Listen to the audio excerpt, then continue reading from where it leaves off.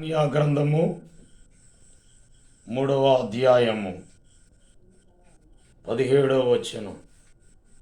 సియోను, ధైర్యం తెచ్చుకొనుము, నీ దేవుడైన యెహోవా నీ మధ్య ఉన్నాడు. ఆయన శక్తిమంతుడు, ఆయన మిమ్మును రక్షించును.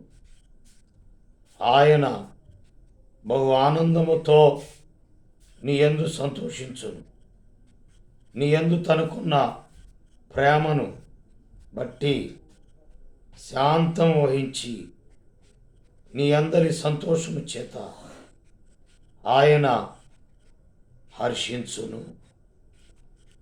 ప్రేమ నమ్మకము కలిగిన ప్రియమైన మా పరలోకమందున తండ్రి, యెఫన్యా గ్రంథము 3వ అధ్యాయము 17వ వచనం. నీ మధ్య ఉన్నాడు. కృతజ్ఞత వందనాలు చెల్లిస్తూ సియోను, ధైర్యం తెచ్చుకొను. యేసు ప్రభు నామములో ప్రార్థించి స్తుతించి వేడుకొంచున్నాం తండ్రి. ఆమేన్.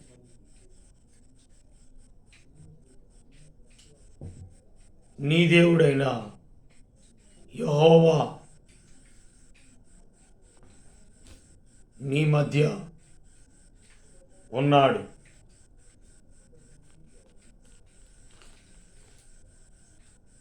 ఉన్నవాడు అనువాడు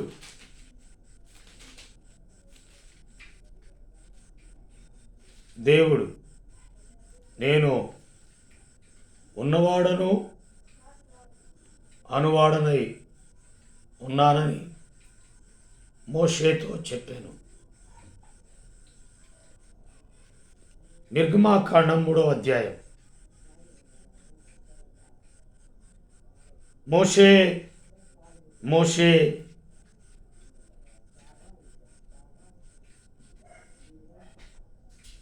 ఆ పొద నడుము నుండి మాట్లాడినవాడు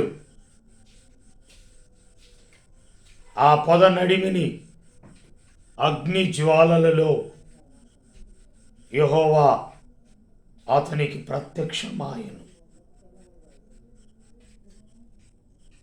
పొద నడుమ ఆ దేవుడు ఆ పొద నడుము నుండి మోషే మోషే అని అతనిని పిలిచాను. ఇశ్రాయేలును కాపాడువాడు కునుకడు, నిద్రపోడు.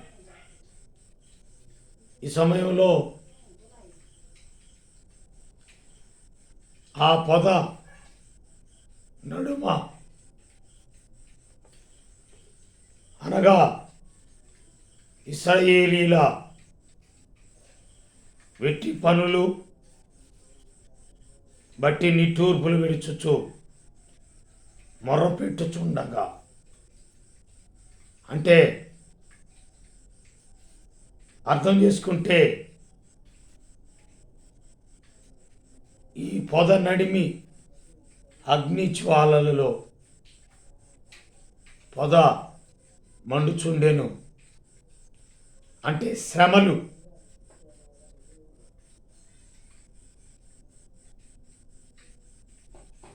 శ్రమలలో నేను తోడై ఉన్నాను. శ్రమలలో నీ మధ్య నీ దేవుడైన యెహోవా నీ మధ్య ఉన్నాడు. ఎంత గొప్ప దేవుడు! మధ్య ఉన్నప్పుడు ఎంతో ఆశీర్వాదం. అంటే ఈయన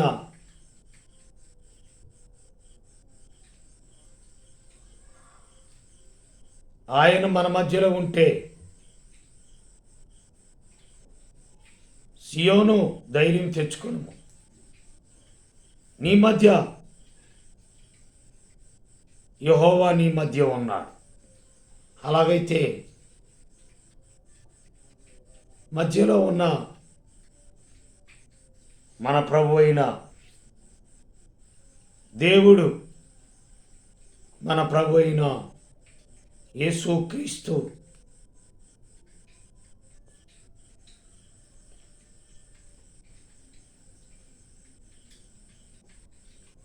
ఆదాము ప్రక్కటెముకను తీసి మాంసంతో పూడ్చివేశాడు. ఒకవేళ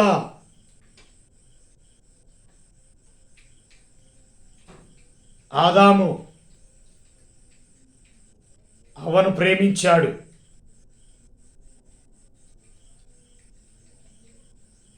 కనుకనే ఆమె తెచ్చిచ్చింది తిన్నాడు.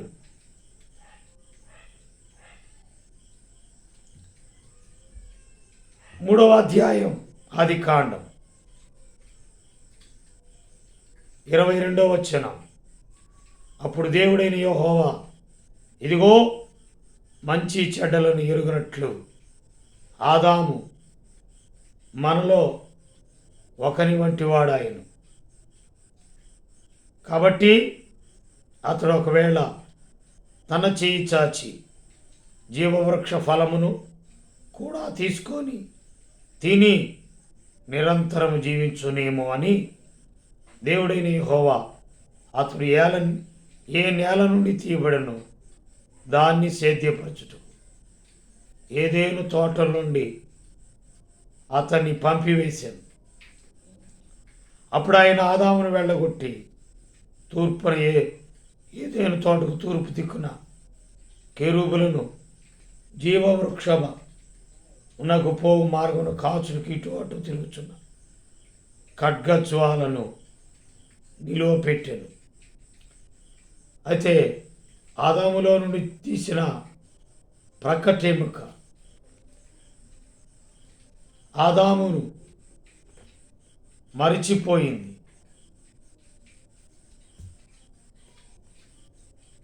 ఇదిగో మన ప్రభు అయిన యేసుక్రీస్తు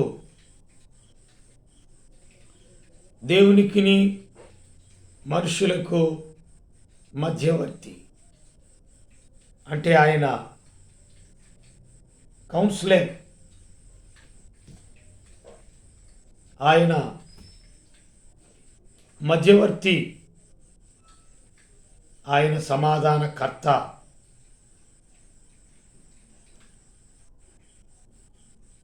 మరి అటువైపున ఇటువైపున ఉన్న వారిని సమన్వయపరిచి సమాధానపరిచి ఆకాశమునకు భూమికిని మధ్య శిలువ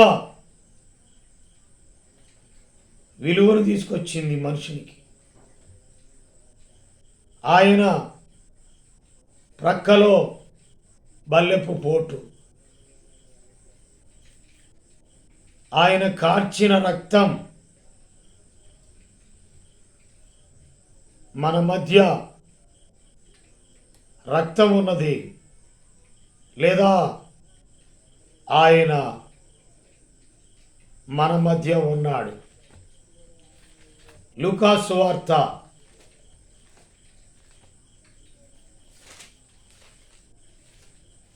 22వ లేదా ఆఖరి అధ్యాయం 24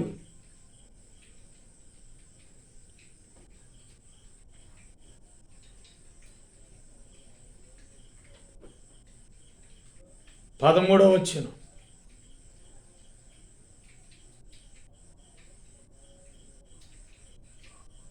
ఇదిగో ఆ దినమందే వారిలో ఇద్దరు యెరూషలేమునకు ఆమడ దూరంగా ఉన్న ఎమ్మాయి అను గ్రామమునకు వెళ్ళుచు జరిగిన సంగతులన్నిటిని గూర్చి ఒకరితో ఒకరు సంభాషించుచుండి వారు సంభాషించుచు ఆలోచించుకొనుచుండగా యేసు తానే దగ్గరకు వచ్చి వారితో కూడా నడిచాను.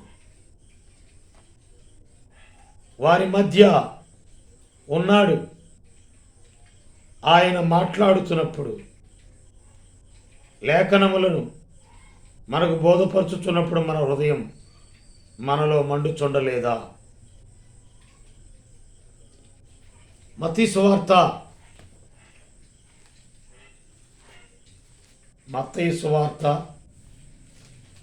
18వ అధ్యాయం. ఏలయనగా ఇద్దరు ముగ్గురు నా నామమున ఎక్కడ కూడియుందురో అక్కడ నేను వారి మధ్యను ఉందునని చెప్పాను. అక్కడ నేను వారి మధ్యను ఉందునని చెప్పాను. కనుక ఎవరైతే ఇద్దరు ముగ్గురు నా నామమున ఎక్కడ కూడి ఉందరో అక్కడ వారి మధ్యలో ఉన్నాను. నేను ఉన్నవాడను. నేను తోడుగా ఉన్నవాడను. నేను బ్రతికిన వాడను. నేను మొదటివాడను. నేను కడపటి వాడను. ఇదిగో మృతుడనైతిని గాని నేను యుగయుగములు సజీవుడనై ఉన్నాను. మీతో కూడా ఉన్నాను. పగటి వేళలో ఇశ్రాయేలీయులకు మేఘస్తంభముగా, రాత్రి వేళలో అగ్నిస్తంభముగా ఉన్నటువంటి వాడు. కునుకవు నిద్రపోవు. అలాగైతే నీ దేవుడైన యెహోవా నీ మధ్య ఉన్నాడు. ఆయన మధ్యలో ఉన్నాడు. అందుకని దావీదు అంటున్నాడు 139వ కీర్తనలో,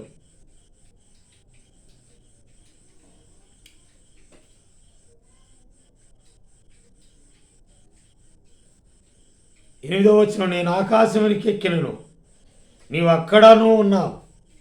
నేను పాతాళమందు పండుకొనెదను నీవు అక్కడనూ ఉన్నావు. నేను వేకువ రెక్కలు కట్టుకొని సముద్ర దిగంతంలో నివసించినను అక్కడనూ నీ చేయి నన్ను నడిపించు.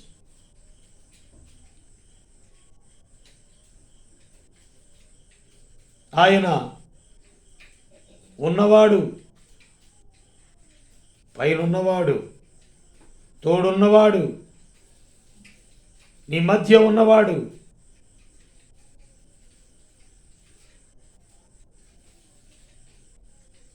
నిన్ను వెన్నట్టినవాడు.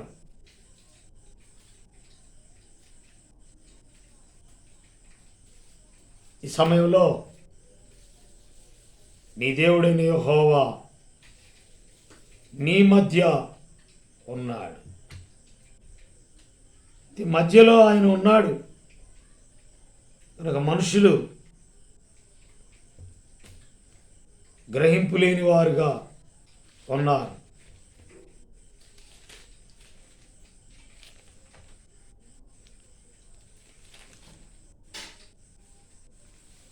ఆయన మన మధ్యలో ఉంటే మనకెందుకు ఈ శ్రమలు అంటారు.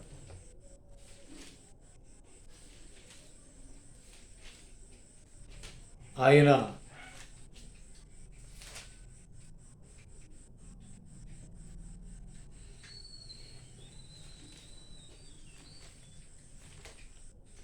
సమయంలో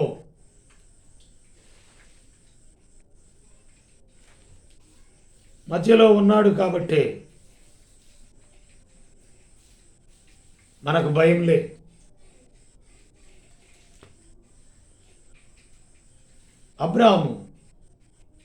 అబ్రహాముగా మార్చబడి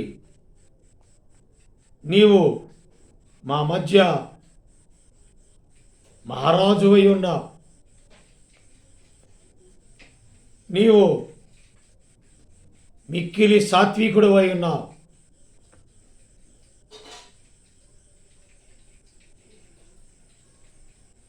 అంతేకాదు మోషే, అబ్రహాం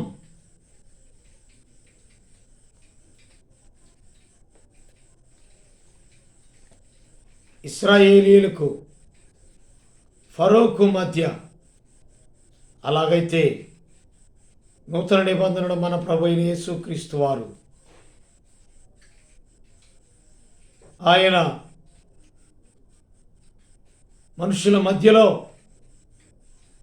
ఆయన మాట్లాడుతున్నాడు. నిర్గమాకాండం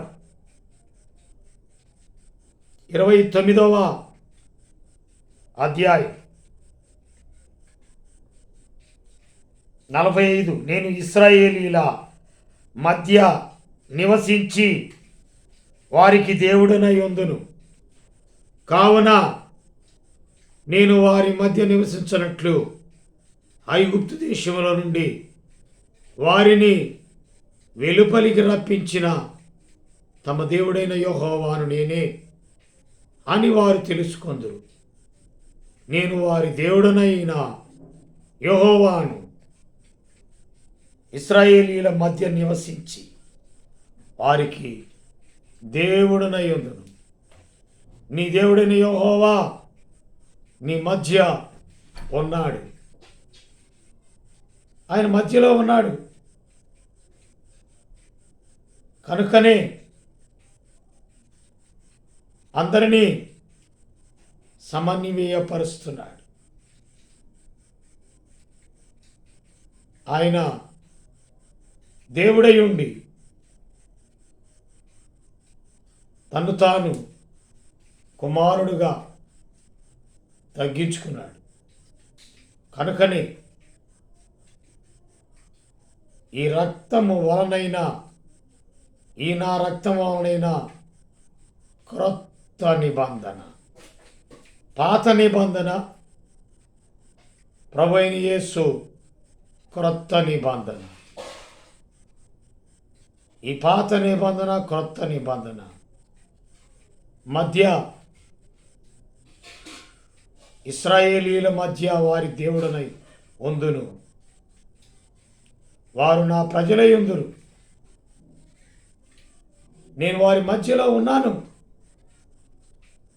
వారి మాటలను ఆలకించి వారి మనవులను ఆలకించి వారిని సమాధానపరిచి దేవుడును ఇటు అన్యుడు ఇటు యూదుడు,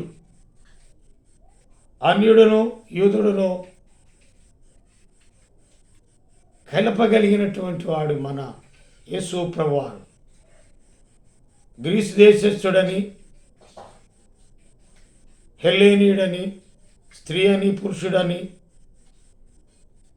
ఆ ఊరని ఈ ఊరని, ఆ పట్టణం ఈ పట్టణం, యూదుడు సమరీయులు కలిసి నివసించలేదు.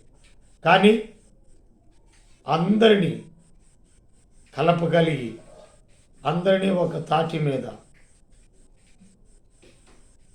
వారి మధ్యలో ఉండి వారికి దేవుడనై ఉందును, వారు ఆయన ప్రజలై ఉందురు. అలాగైతే ఆయన రక్తమిచ్చి కొనబడిన వారు, సమాధానం లేని వారికి సమాధానం మనకు కుమారుడు అనుగ్రహింపబడును. మనకు అంటే అందరికీ యెహోవా అందరికీ ఉపకారి. ఆయన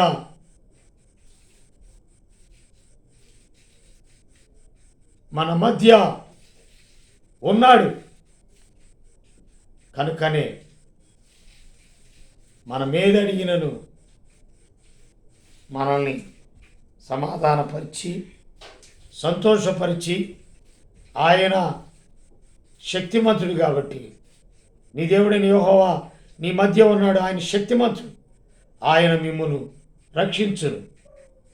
ప్రేమ కలిగిన ప్రియమైన పరలోకమందున తండ్రి, ఆయన దేవుడై ఉండి కుమారుడుగా ఈ భూలోకానికి, పరలోకమును విడిచి భూలోకానికి ప్రజల మధ్య జీవించిన వాడు, ఉన్నవాడు, అయితే వెనక ముందు తోడుగా ఉన్నవాడు. ప్రతి అవసరతల్లో మరి విరోధమైన భావం కలిగిన వారిని ఏకపరిచి సమాధానపరిచి ఆయన సమాధాన సంగతులతో అందరినీ సమనీపరిచి అందరినీ ఒక తాటి మీద తీసుకుని వచ్చి అందరికీ దేవుడై ఉన్నాడు. యేసు ప్రభు నామములో ప్రార్థన చేయుచున్నాం తండ్రి. ఆమేన్. తండ్రి, కుమార, పరిశుద్ధాత్మ త్రియక దేవుని దేవుని సదాకాలం తోడై నడిపించునుగా. ఆమేన్. వాక్యం నచ్చినట్లయితే సబ్స్క్రైబ్ చేయండి, లైక్ చేయండి, నలుగురికి షేర్ చేయండి. దేవుడు మిమ్మల్ని మీ కుటుంబాలు దీవించి ఆశీర్వదించు.